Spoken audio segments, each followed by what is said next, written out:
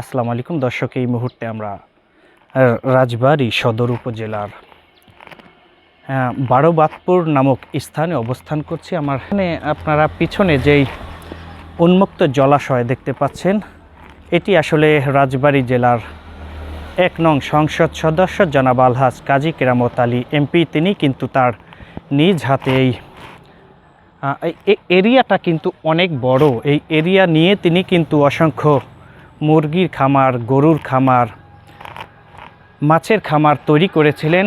বৈষম্য বিরোধী ছাত্র আন্দোলনের পরে কিন্তু তার যে এখানকার যেই অসংখ্য মাছের খামার বলি, গরুর খামার বলি বা বিভিন্ন খামার দিয়ে তিনি কিন্তু এই এরিয়াটা বেশ সুন্দরভাবে সাজিয়ে গুছিয়ে পরিপাটি করে তুলেছিলেন।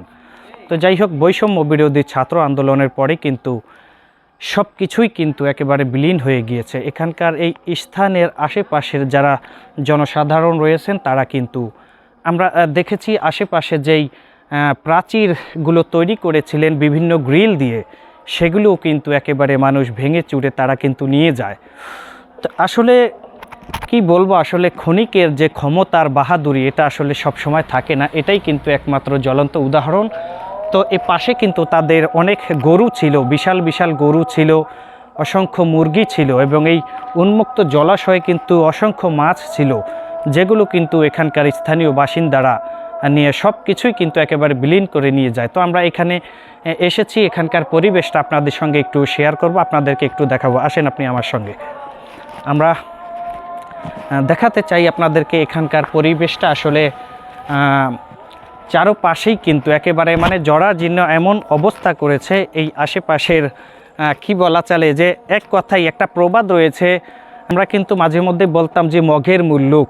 তো একেবারে সেই মঘের মুল্লুকের মতোই কিন্তু এখানকার যা ছিল সব কিছুই কিন্তু একেবারে ভেঙে চুরে সব কিছুই নিয়ে যায় এখানকার স্থানীয় বাসিন্দারা। তো আমরা একটু দেখাতে চাই এদিকটার পরিবেশটা, যেহেতু এখন আজান হয়ে গিয়েছে, কিছুক্ষণের মধ্যেই কিন্তু সন্ধ্যা নেমে যাবে, আর সন্ধ্যার পরেই কিন্তু আলো স্বল্পতা হয়ে যাবে, যার কারণে কিন্তু তেমন একটা কিছু দেখানো অসম্ভব।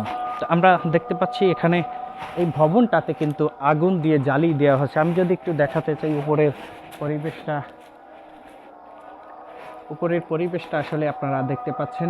এটি কিন্তু আমরা যখন ভালো ছিল তখন কিন্তু এসেছিলাম। আসলে এর মধ্যে কিন্তু এসি, ফ্যান বা বিভিন্ন গ্লাস দিয়ে কিন্তু এগুলো পরিপাটি করে সাজিয়ে গুছিয়ে রাখা হয়েছিল। আসলে সব কিছুই কিন্তু বিলীন হয়ে গিয়েছে। আমরা এই দিকটা যদি একটু দেখাতে চাই, আসলে এই পাশ দিয়ে যদি আমরা আপনাদেরকে একটু সামনের দিকে নিয়ে যেতে চাই, সামনে বড় একটি খামার রয়েছিল, যেখানে আমরা জানতে পেরেছি গরুর খামার ছিল, যেখানে অনেক বড় বড় গাভী বাঁধা ছিল। যেই গাভী এবং ষাঁড় গরু ছিল, সেই খামারটিতেও অনেক অসংখ্য গরু ছিল, যে গরুগুলো এখানকার স্থানীয় বাসিন্দারা, যে প্রবাদটা আমি আপনাদের মাঝে বলেছিলাম মঘের মুল্লুক, আসলে যেভাবে ইনকাম করেছিলেন ঠিক সেভাবেই কিন্তু এখানকার স্থানীয় বাসিন্দারা কিন্তু সেগুলোকে তারা নিয়ে গিয়েছে। অর্থাৎ যিনি এখানকার এই খামারটি তৈরি করেছিলেন, আসলে তিনি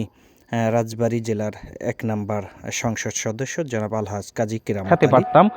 তো আসলে সব কিছু মিলিয়েই কিন্তু এখানকার পরিবেশ আমরা আপনাদের মাঝে তুলে ধরলাম। আসলে ৫ তারিখে বৈষম্য বিরোধী ছাত্র আন্দোলনের পরেই কিন্তু এখানকার এই অবস্থা এরকমটা হয়ে রয়েছে। তো সর্বশেষ এখানের পরিবেশটা কিন্তু সর্বসাধারণ অর্থাৎ জনসাধারণের জন্য কিন্তু উন্মুক্ত করে দেওয়া হয়েছে।